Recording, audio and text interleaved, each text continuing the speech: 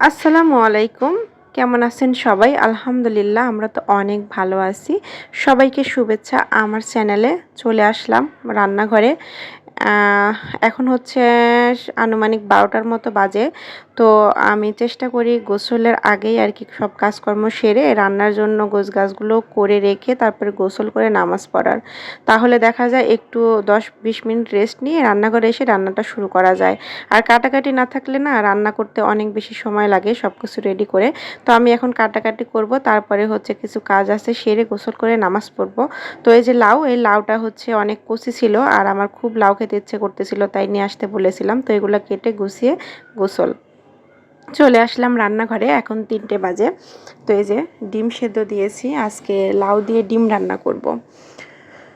কি রান্না করব, কি দিয়ে রান্না করব ভাবতে ভাবতে ভাবলাম লাউ দিয়ে ডিম রান্না করি। আর লাউর সাথে একটু মানে আলু দিয়েছি আর ডিমগুলা হচ্ছে সিদ্ধ করে নিয়েছি। এখন খোসাটাগুলা ছাড়িয়ে নিব। আর ছোট দুটো ডিম দিয়েছি তানভীর বাবুর জন্য, ও খাবে।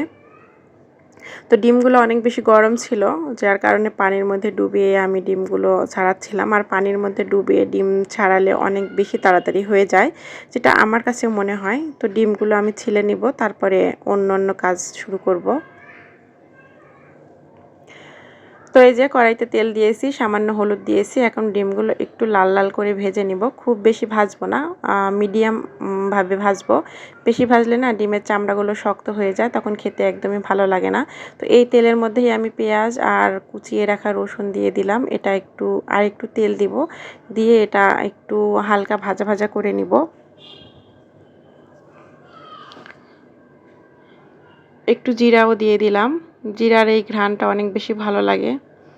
এখন আদা রসুন বাটা দিলাম, একটু সামান্য পানি দিলাম, হলুদ, মরিচটা কম দিব, কাঁচামরিচটা বেশি দিব। আর সাথে ধনিয়া গুঁড়া, কাঁচামরিচ, এই যে সব কিছু দিয়ে এখন মশলাটা ভালোভাবে কষিয়ে নিব। আর এই যে গতকালের ফুলকপি মাছ দিয়ে রান্না করেছিলাম, অনেকগুলা ছিল তরকারি, ফ্রিজে রেখেছিলাম। ভাবলাম এটাও একটু গরম করে আর কি বাটিতে বেড়ে রাখি। আর মশলাটা কষিয়ে আমি লাউগুলা দিয়ে দিলাম। তো লাউ এই যে কষানো শেষ, পরিমাণ মতো পানিও দিয়ে দিলাম। লাউটা এত বেশি কচি ছিল যে আমি ভাবিনি যে এতটা কচি হবে বা এতটা গলে যাবে। আমি একটু পাতলা পাতলা করে কেটেছি। তারপরে একটা আটা সেদ্ধ করে নিলাম আর পাশের চুলায় ওই যে লাউ তরকারিটা দিয়েছি। এই কাজটায় গিয়ে আসরুক্ত হয়ে গিয়েছে, আমি যাব নামাজে। তো আটাটা সেদ্ধ করে রেখে যাব, একটু ঠান্ডা হবে তারপরে এসে আটাটা মাখিয়ে রুটি করব। আর এইদিকে যে তরকারিটা হয়ে এসেছে, এখন ভেজে রাখা ডিমটা দিলাম। একটা ডিম কেটে দিয়েছি, ডিমের ভেতরে যে কুসুমের মানে ডিমের যে অরিজিনাল স্বাদ সেটা যাতে তরকারির মধ্যে আসে, এই কারণে কিছুটা গরম মশলা, জিরে গুঁড়া ভেজে গুঁড়ো করে রাখা সেটাও একটু ছড়িয়ে দিলাম এক্সট্রা একটু ঘ্রাণের জন্য। তারপরে তো নামাজ পড়ে এসে আটাটা ভালোভাবে ছেনে নিয়েছি আর এই যে রুটিও করে নিচ্ছিলাম। প্রায় ২-১ দিন পরই আমি হচ্ছে রুটি তৈরি করি, তাতে করে দেখা যায় খাওয়া যায়।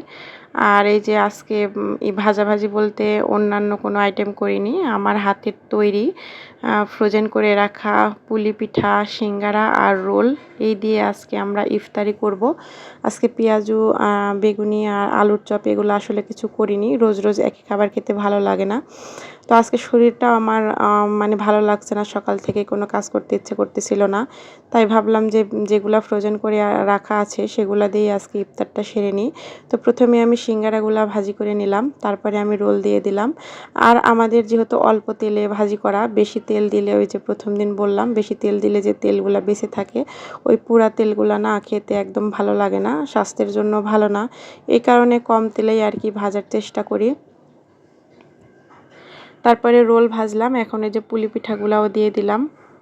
তো তিনোটাই হচ্ছে ঝাল দিয়ে তৈরি করা, মিষ্টিটা অত বেশি পছন্দ না, মাঝে মাঝে ভালো লাগে, সব সময় না। আর ঝালটা তো সব সময় ভালো লাগে, এটা সবার ক্ষেত্রেই, অনেকের ক্ষেত্রেই তাই, সবার ক্ষেত্রে না হলেও। তো তেল অনেকটা তারপরেও দেখছেন বেঁচে গিয়েছে। তো তেলটা আমি একটা বাটিতে ঢেলে নিলাম। তারপরে এই যে ছোলা রান্না করে রেখেছি, ছোলাটা ফ্রিজে ছিল, তো সেটাও পরিমাণ মতো নিয়ে এখন গরম করে নিব। তো আমাদের আন্দাজ অনুযায়ী আমি একটু ছোলা নিয়েছি, ছোলাটা এখন ভালোভাবে গরম করে নিলাম।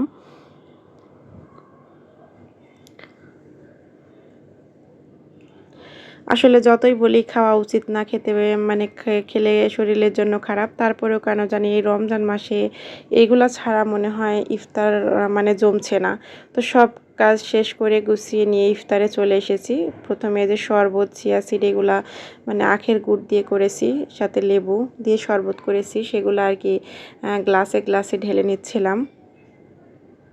আমার ছেলে খাক আর না খাক, ওর জন্য একটা গ্লাস থাকতে হবে। আর ওই যে ও হচ্ছে রোল খাচ্ছে সস দিয়ে।